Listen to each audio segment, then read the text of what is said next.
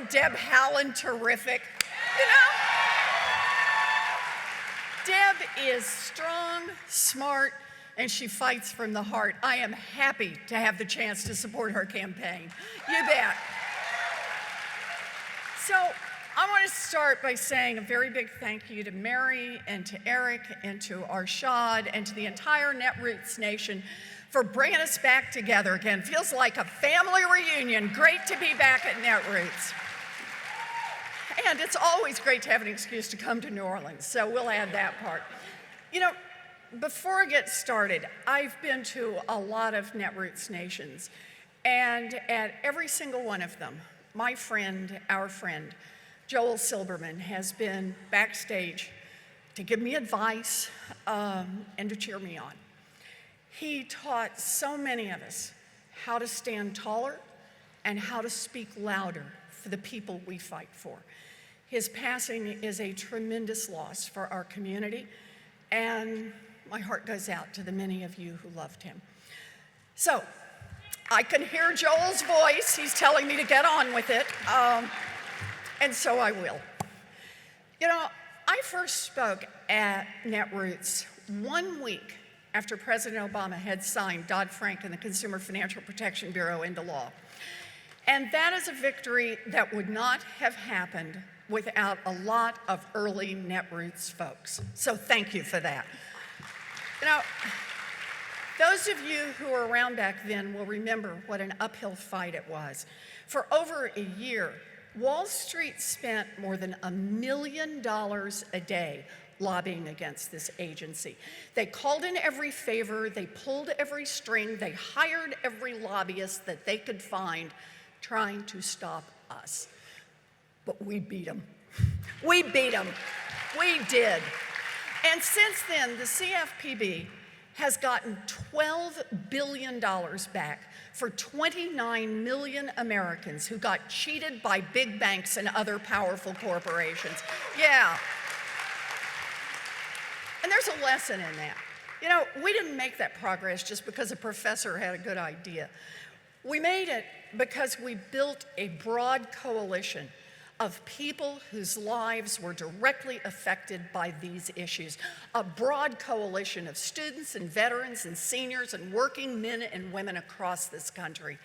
And we made it because we had a movement that was willing to fight uphill for working people. We were willing to do that. And ever since that rousing celebration 8 years ago, I have left every Netroots feeling inspired, determined, optimistic, and proud. Proud of the movement that we have built together. Proud of how tough and effective we have become. Proud of the change we have made. And most of all, proud of the way we have held on to our values, the values that brought us to this fight. You bet. You know, I never forget what brought me to the fight.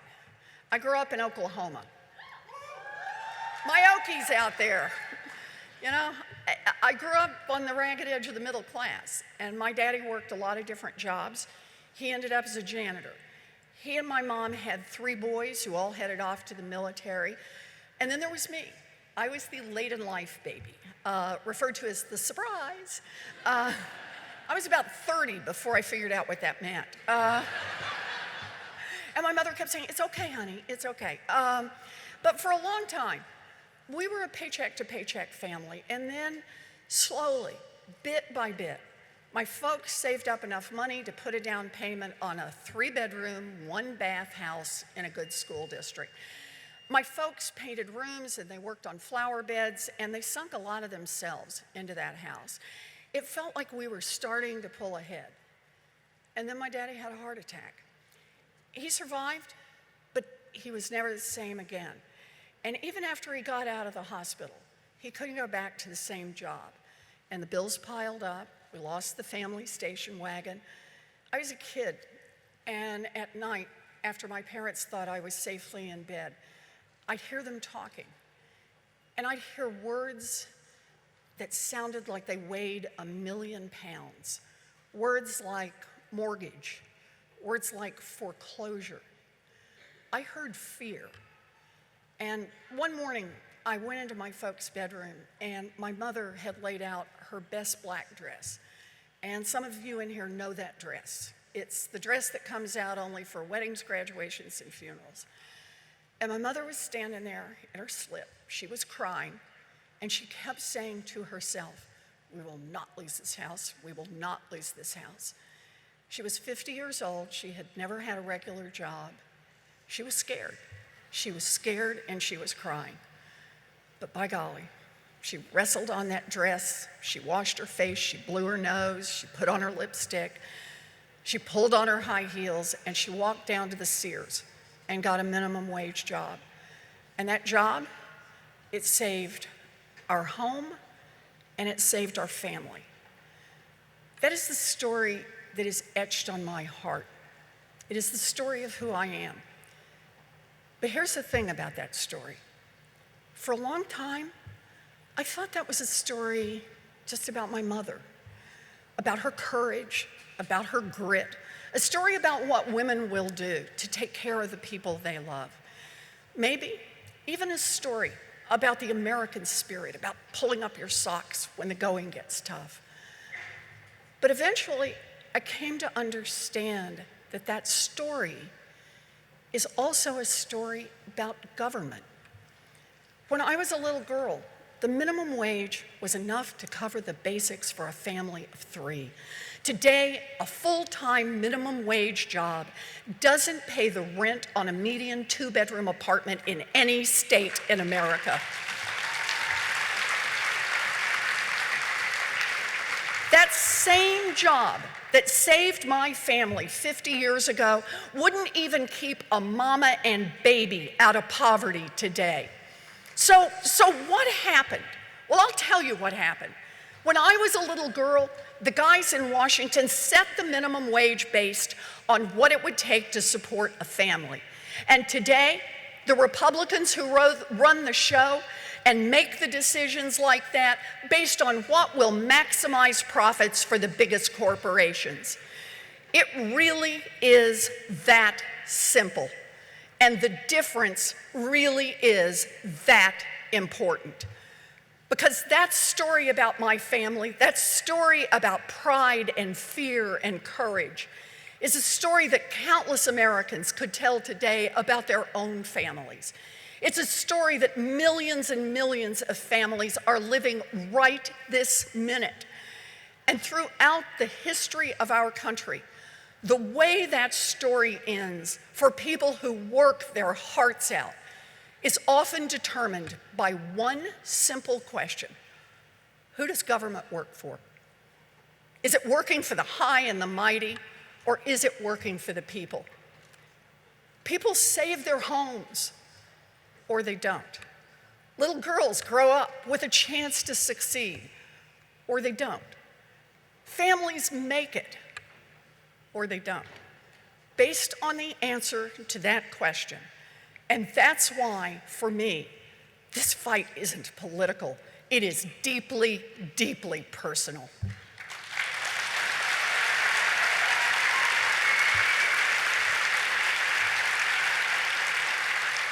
The first time I spoke at Netroots, 8 years ago, I talked about my family's story. I talked about surviving the Great Depression in Oklahoma.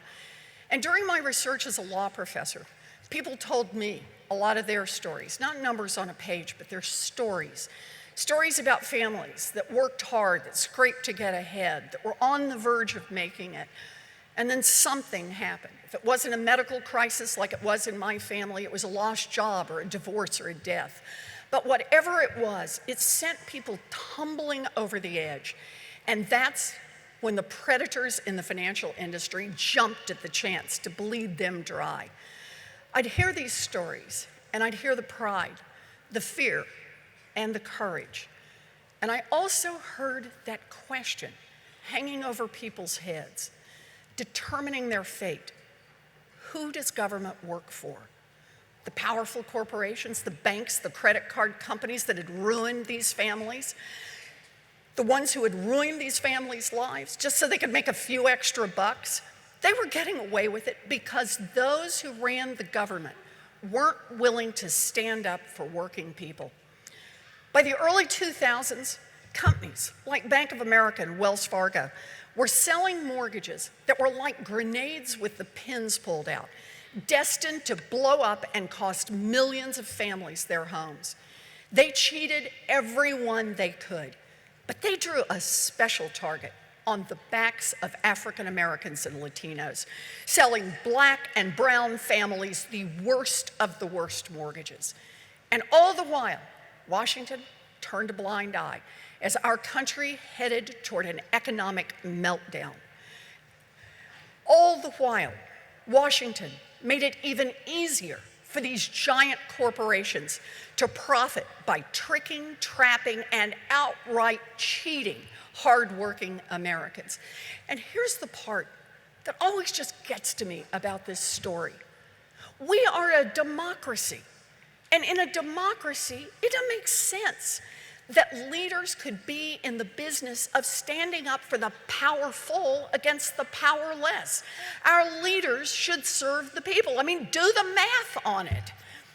There's a lot more seniors getting overcharged for their prescriptions than there are pharma CEOs getting rich gouging people on drug prices. Yeah. There's a lot more families that would benefit from a child care tax credit than there are families that pay the estate tax. There are a lot more working moms and dads who go to bed worried about making the mortgage payment than there are CEOs who go to bed dreaming about buying one more vacation home.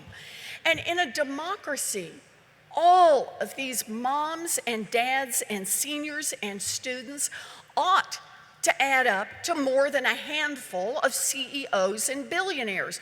But somehow, working people these days have to fight uphill even to get heard, let alone to get their way in Washington. In fact, the hill is steeper than ever before. So here's my question. What is it about our politics that prevents our government from working for working people? How come the majority never gets to rule in Washington anymore? Well, I can think of three things. One, because of Citizens United and the revolving door between industry and government.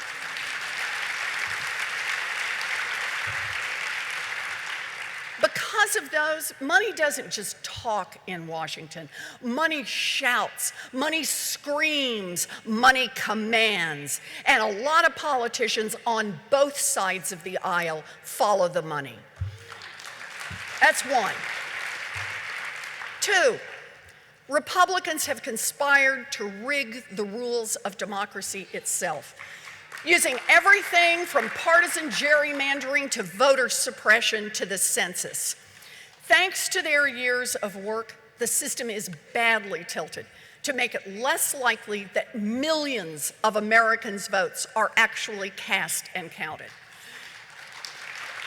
And it is no coincidence that the people who are targeted, the ones who are pushed away from the polls, are mostly poor people, young people, minorities, and others who aren't helped by the Republicans in power. Now, these are serious threats to democracy, but they are not permanent. You and I, we can change this stuff. We can overturn Citizens United. Yeah. You bet. We can close and lock that revolving door. We can do that. We can protect the right to vote. We can reform our elections and our government.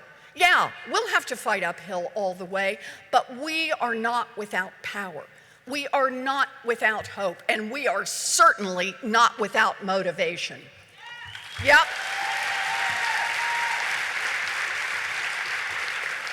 I've never been afraid to be the underdog, and neither have you, Netroots, so let's get in this fight.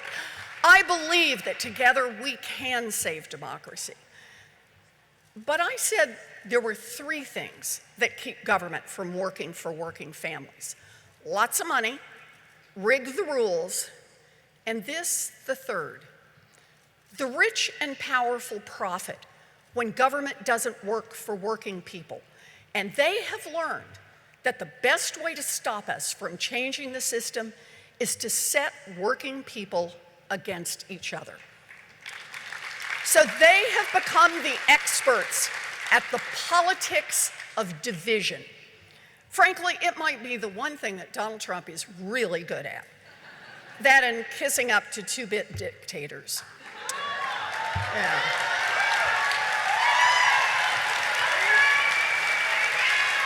You bet. You know, Trump and his pals tell working people a story about what's gone wrong with their lives. Now, this story is not about big banks cheating customers or insurance companies discriminating against people with pre-existing conditions. Nope, that is not the story. The story is not about drug companies that charge $600 for a pill that costs less than $1 to make, or student loan companies that rip off young people. Nope, that's not the story. It isn't even about billionaires who get out of paying their fair share while we hold back on rebuilding our roads and subways and power grid, or about lobbyists who write tax bills so that the corporations that they work for get special breaks while the average family in America gets nothing. Nope, those aren't the stories that Trump tells. In Trump's story, the reason working families keep getting the short end of the stick isn't because of the decisions that he and his pals are making in Washington every day. No, according to Trump, the problem is other working people. People who are black or brown, people who were born somewhere else, people who don't worship the same, dress the same, or talk the same as Trump and his buddies. And it comes in all sorts of flavors: racism, sexism, homophobia, xenophobia. It comes in all sorts of forms: nasty personal attacks, trolling on Twitter, winking at white supremacists. And it all adds up to the same thing: the politics of division. Politics that tries to pit black working people against white working people so they won't band together. Politics of division that tells Americans to distrust each other, to fear each other, to hate each other. Because while we're busy doing that, Mitch McConnell gets to raid the Treasury and give $1 trillion to their rich friends, destroy health care for millions of families, and wipe out Social Security and Medicare. Yeah, they want us pointing fingers at each other so we won't notice their hand is in our pockets. Well, it stops here. It stops here. It stops now. It stops with this movement and this moment and this election. It is time for us to say no to the politics of division, to say no to the ugly use of bigotry and fear. We say, no, you will not divide us. We are here to bring working families together, to demand a government that works for all of us. That's why we're here. Netroots, we're bringing our resistance to Washington, and we're bringing the voices of working Americans, all working Americans, right along with us. You bet.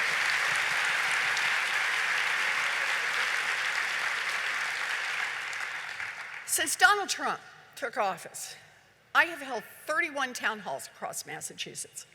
31 town halls, thousands of selfies, hundreds of questions.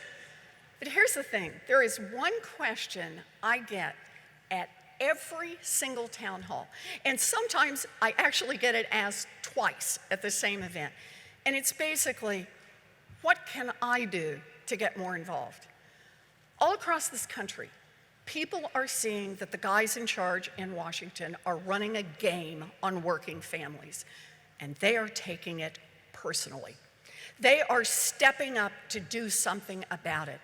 Men and women, young and old, gay, straight, and trans, soldiers and scientists, teachers and nurses, veterans and college students, firefighters and construction workers, mamas and babies. And this movement, this resistance, this big blue wave that's gathering strength all across this country, we're not trying to fight division with division. Ours is a politics of unity. Yeah.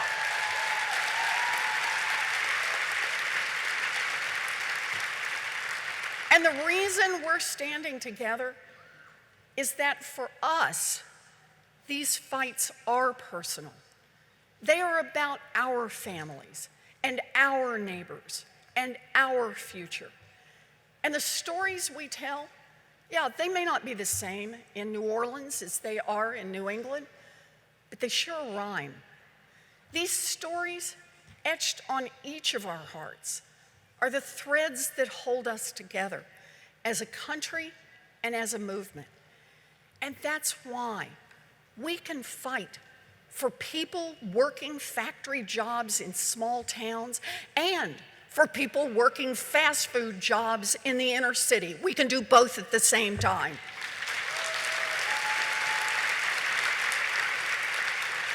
That's why we can stand up for high school kids getting bullied for being gay and for college kids getting crushed by student loan debt. Yeah. And that's why students march in Boston to protect families at the border, why men show up to rallies for women's health care, why, when it comes to fight to protect unions, we are all brothers and sisters in the fight. You bet.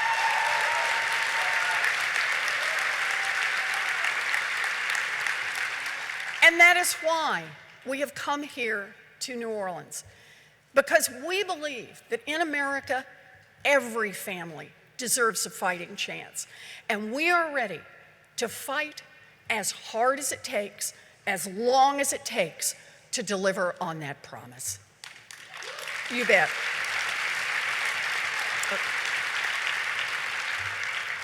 I get it. It won't be easy. We're going to have to fight uphill. But me, I'm going up that hill, and I hope you are too.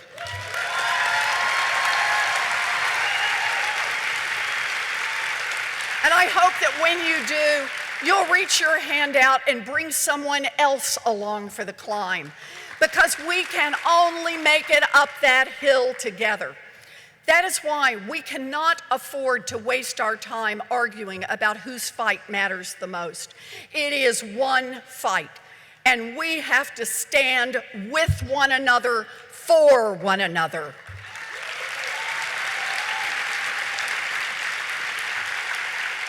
We've got to embrace the unshakable truth that an attack on one of us is an attack on all of us. You bet. Now look, I get it. The Republicans will continue to practice the politics of division. They will keep right on attacking anyone who dares to stand up to the rich and the powerful. They will call us every ugly name in the book. Nevertheless, we will persist.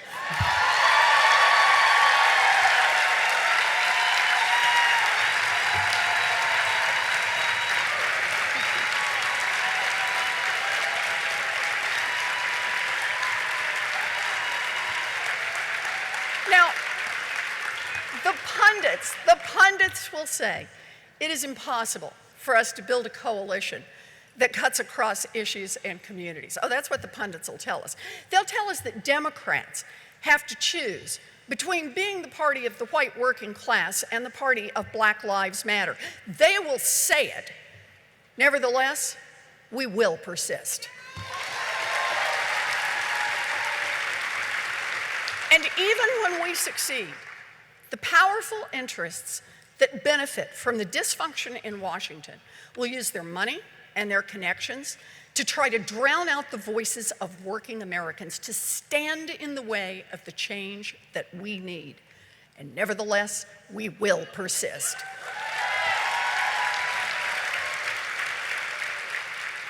I'm so grateful to be here with you today. You know, 8 years ago, you stood with me in the fight for the CFPB. Thank you. And 6 years ago, you stood with me to win the fight for a Senate seat. So today, let's stand together again. Let's stand together. Let's march together. Let's run together. Let's organize together. Let's win together. And together, let's build a democracy where the people's voice can never be silenced. Let's build a future for the country we love. Thank you all. Thank you. Thank you. Thank you. Thank you. Thank you. Thank you. Thank you. Thank you. Do that. We're going to do this. Thank you. Thank you.